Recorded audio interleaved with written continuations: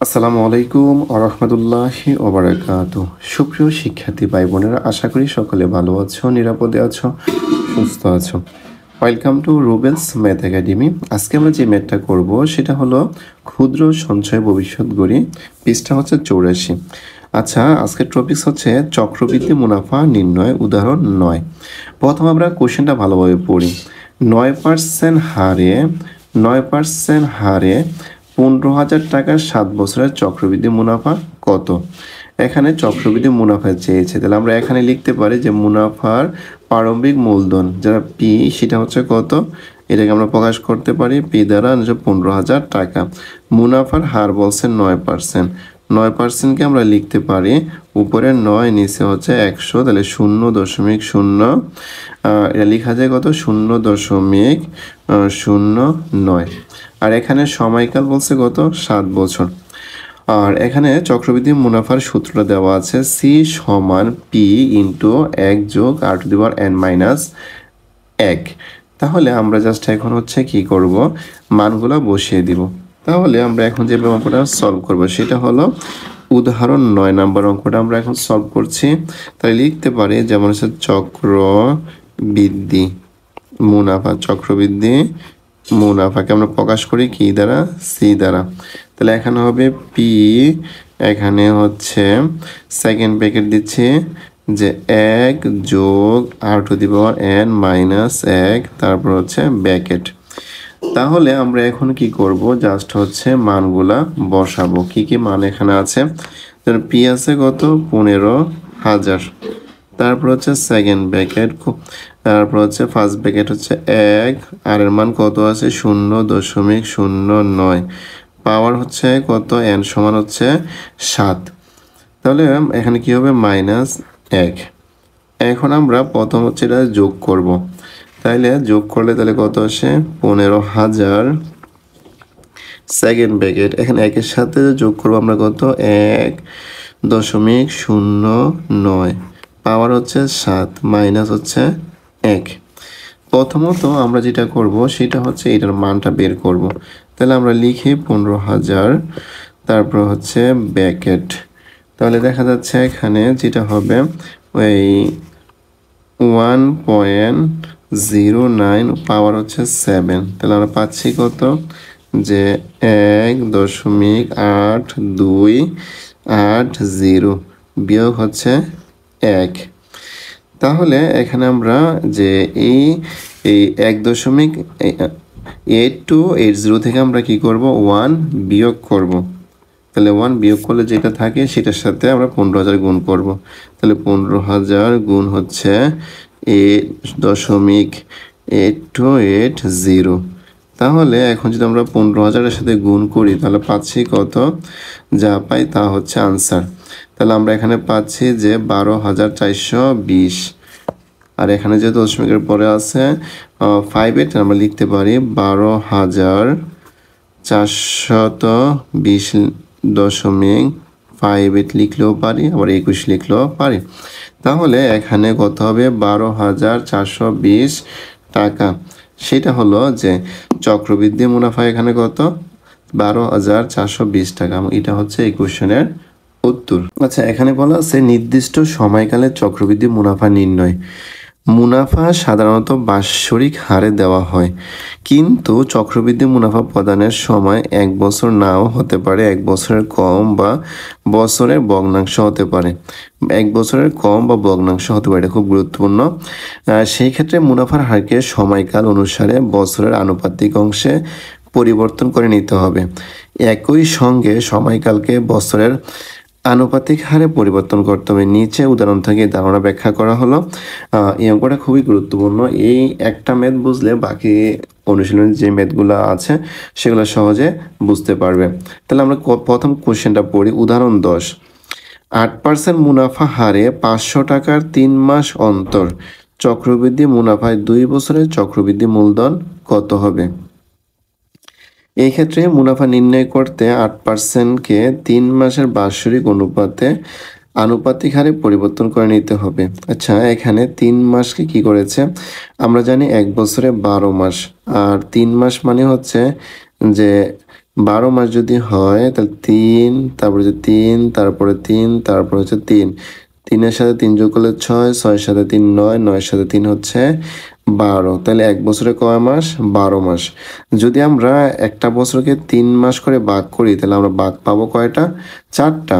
তাহলে এখানে কি করেছে? যেমন 3 4 12, নিচে 4 উপরে হচ্ছে 1। এটাকে লেখা যায় 1/4, 4/1 বছর। এক বছর মুনাফা প্রাপ্তির সংখ্যা তাহলে কত হবে? তাহলে 12কে আমরা 3 দ্বারা ভাগ দিলে কত হবো? 4 বার। যদি এক বছরে 4 বার হয় তাহলে 2 বছরে কত হবে?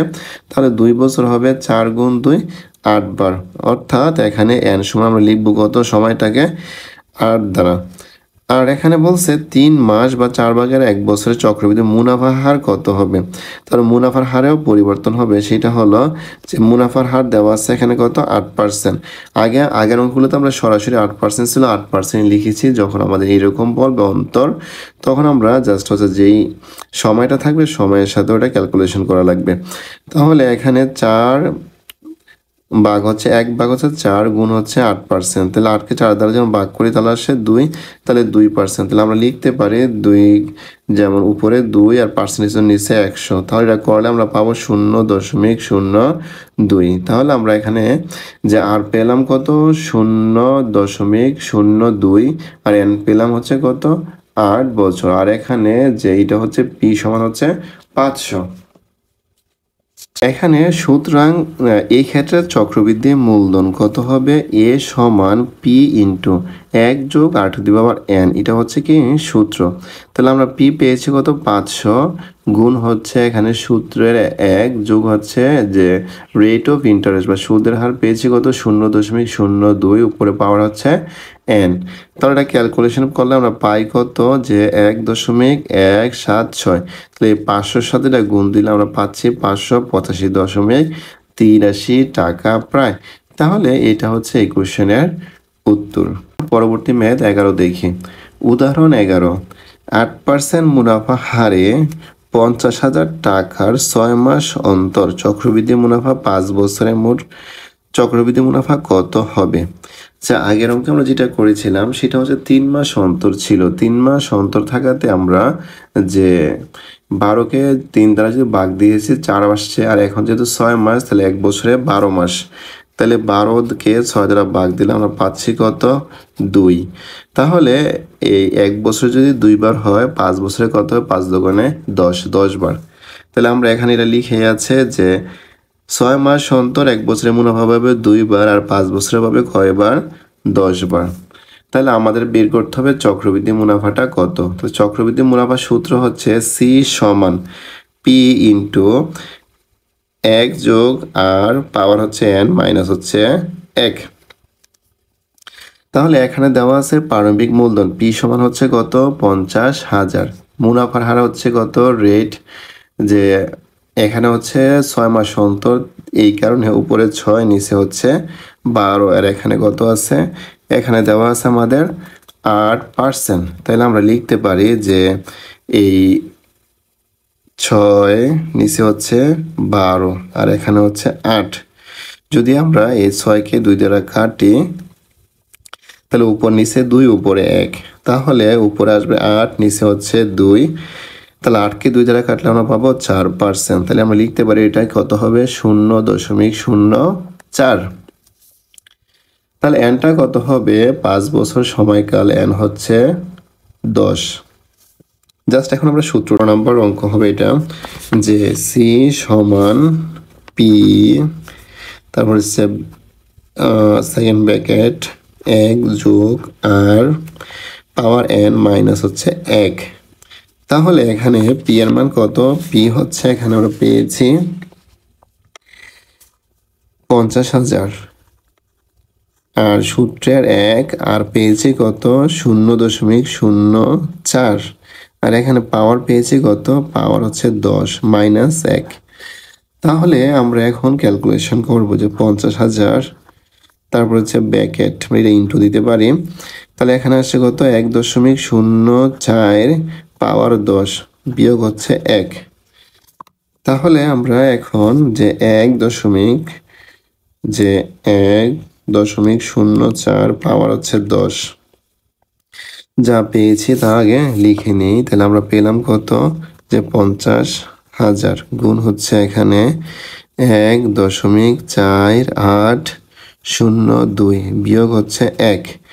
তাহলে আমরা এটা থেকে আমরা কি করব, 1 বিয়োগ করব, বিয়োগ করে যা পাই তার সাথে আমরা 50,000 গুণ করব। তাহলে 50,000 গুণ 0.4802।